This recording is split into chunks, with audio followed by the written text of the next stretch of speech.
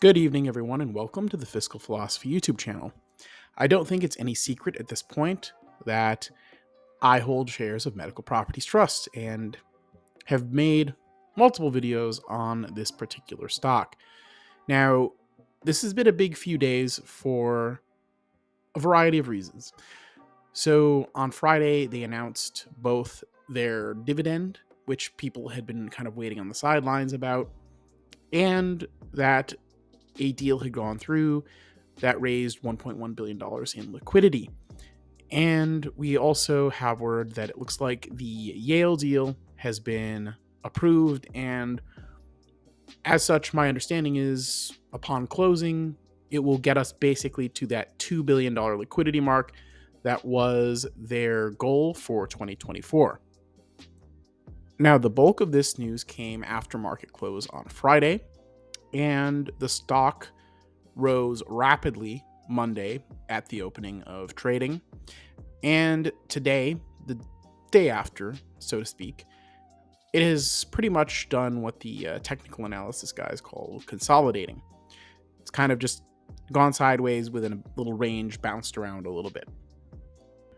Now, after this, even though the market's perceiving it mostly as a positive, it seems, there's been a narrative shift amongst shorts that, well, this is obviously now war on the bondholders because a dividend is being paid. Yes, I'm sure that the short sellers are mad about the dividend because it might be money that won't go to bondholders later. Or alternatively, they might be upset because short sellers are required to cover the dividend on shares that they've borrowed to sell short. But no, I'm sure they're just magnanimous and looking out for the bondholders on this. I'm sure that's what it is. And I'm being sarcastic. So I've been accused of spinning a narrative about this stock just because I like it and I make videos about why. So let's talk narrative for a second. This Utah deal being spun is bad. I just don't see it.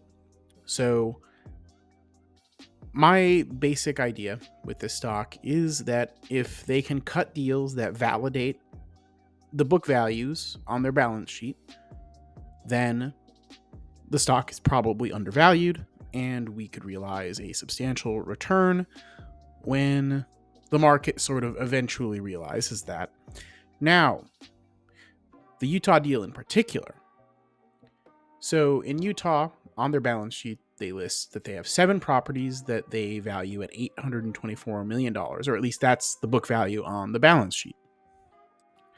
Frederick, on I believe that's the Yahoo boards, points out that 5 out of the 7 were used to raise, he says, $1.2 billion, or at a $1.2 billion valuation for the 75% stake. And actually total, they raised 1.1 because some of it was secured financing. So yeah, this tells us that in some cases, the assets may go for a premium compared to what's on the balance sheet, which means actually where I was expecting potentially discounts, especially due to the interest rate environment, if we get a rate cut, it looks a lot better actually, because I think they'll be able to get even more. Now, this may seem overly simplistic, but at the moment, we're roughly a 64% discount from the book value. They just sold some assets at what looks like a hefty premium to book value.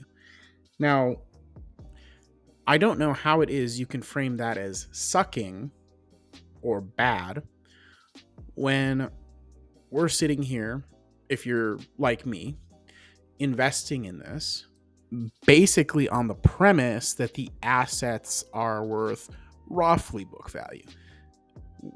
You know, if this valuation is validated by sales of certain assets, then that just simply bolsters my investment thesis.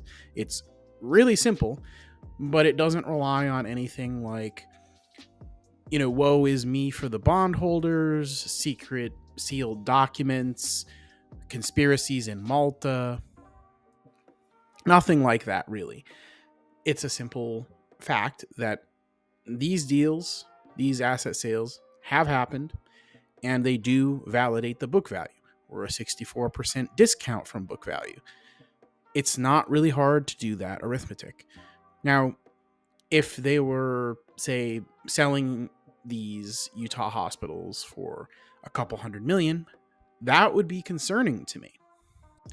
Also, while we're on the subject, the book value is simply assets minus liabilities on the balance sheet.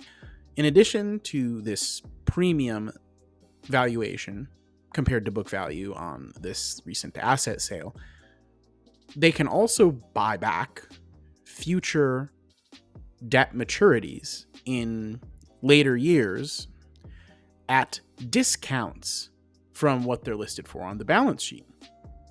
Thanks to the market's general fear about this company and its ability to repay its obligations, and a credit rating downgrade they received due to liquidity concerns from S&P Global, their debt is available at a discount. So they can actually buy back or pay down their own debt at a discount while selling assets at a premium.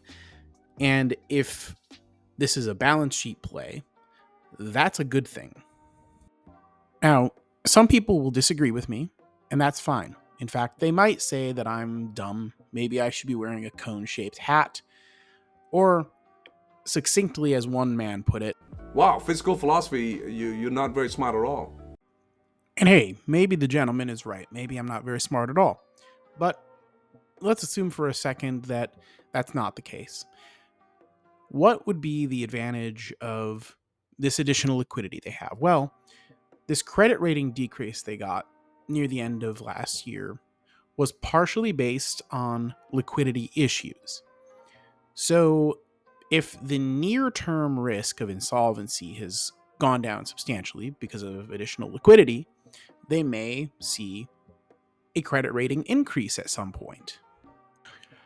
I think an improved credit rating would increase some of their options in terms of refinancing certain things on better terms, perhaps. And I do think it would just give them a general boost from a fear versus enthusiasm perspective in the market. You always would rather see the headline that your rating has been upgraded rather than downgraded. I think, if it's downgraded, obviously it reflects a more negative outlook, and if it's upgraded, it reflects a more positive outlook.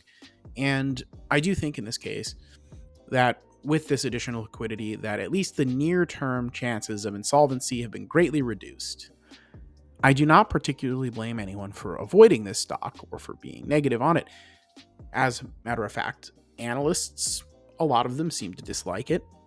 Most YouTubers seem to be pretty negative on it. I've had quite a few as guests on Cashflow Kings, and you bring up what they think about the stock, and they're like, "Nope, nope, nope, not interested, not interested." Although we have had some fellow bulls on the channel as well and gotten their perspective. We try to offer both perspectives. Now, it's also not for anybody that is really averse to volatility. This is a highly volatile stock. Or strongly averse to risk, because I do think there are a lot of things impacting this and REITs in general, really, from interest rates to tenant risk. A lot of different types of businesses that occupy these properties are struggling. And that's not just medical REITs, but retail as well definitely has some exposure in some areas right now. A lot of retailers are struggling or have struggled in the recent past. Now, all that being said, for me, the key is valuation, and can I acquire it at the right price? And is the value of the underlying asset actually supported? Is what you see on the balance sheet what you get when push comes to shove? So far, with recent asset sales, I think that mostly seems to be the case. And I think that ultimately that this is still, pretty substantially undervalued at today's price. So that is what it is. Until I can be convinced that it's worth less than what it's trading for, I don't really see any reason for me to get out. By the way, if you enjoy these videos, please subscribe to the channel, like for the algorithm, all that good stuff. But what I really want to tell you is these are more or less the fruits of discussions that are had on my Discord, where we look at the latest information, discuss what it all means, our interpretations. Not everybody on there is even in the same stocks as me. So there's some dissent and some differing opinions. We don't want an echo chamber. That's where the real magic happens. Join in the description below. Take it easy, everyone.